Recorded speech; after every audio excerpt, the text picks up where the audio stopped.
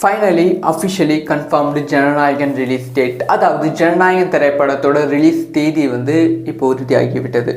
அதாவது தளபதி விஜய் ரசிகர்கள் பெரிதும் எதிர்பார்த்து காத்திருக்கும் ஜனநாயகன் திரைப்படம் ஜனவரி 9 வெளியாக வேண்டியது.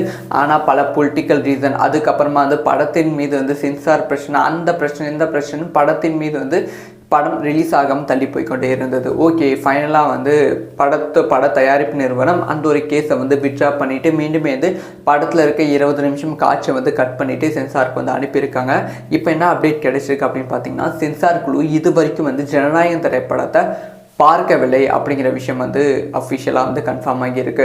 ஸோ அதனால் ஜனநாயகன் திரைப்படம் பிப்ரவரி 20 வெளியாகும், அப்படி இல்லைனா 26 வெளியாகும் அப்படின்னு சொல்லி பெரும் எதிர்பார்ப்பு இருந்தது. அந்த எதிர்பார்ப்பு எல்லாத்தையும் குழி தோண்டி புதைக்க வேண்டியதாக. ஏன்னா படம் இந்த மாதம் வெளியாகாது. ஓகே, பிப்ரவரி 20 வெளியாகலாம், ஏன்னா மார்ச் மாதம் வெளியாவதற்கான வாய்ப்புகள் இருக்குது அப்படின்னு நீங்கள் நினைக்கலாம். ஆனால் அதுக்கான வாய்ப்புகளும் ரொம்ப ரொம்ப கம்மி தான். ஸோ எலெக்ஷன் நோட்டிஃபிகேஷன் அப்புறமா படத்தை ரிலீஸ் பண்ண விட மாட்டாங்க.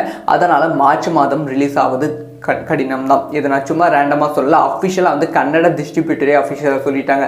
பிப்ரவரி மாதம் ஜனநாயகன் திரைப்படம் வெளியாகுது. ஜனநாயகன் திரைப்படம் ஏப்ரல் மாதம் அப்படி இல்லைன்னா ஜூன் மாதம் வெளியாவதற்கான வாய்ப்புகள் தான் அதிகம் அப்படிங்கிற விஷயத்த அவங்களே கன்ஃபார்ம் பண்ணிட்டாங்க. ஒருவேளை ஏப்ரல் மாதம் அப்படி இல்லைன்னா ஜூன் 22 விஜய் அவர்களோட பிறந்த நாளை முன்னிட்டு வெளியாவதற்கான வாய்ப்புகள் ரொம்ப ரொம்ப அதிகம். இது விஜய் ரசிகர்களுக்கு பெரும் அதிர்ச்சியான ஒரு விஷயமாக தான் இருக்கும். ஆனால் சூழ்நிலையும் சந்தர்ப்பமும் இப்போ சென்சாருக்கு பாசிட்டிவாக இருக்குது.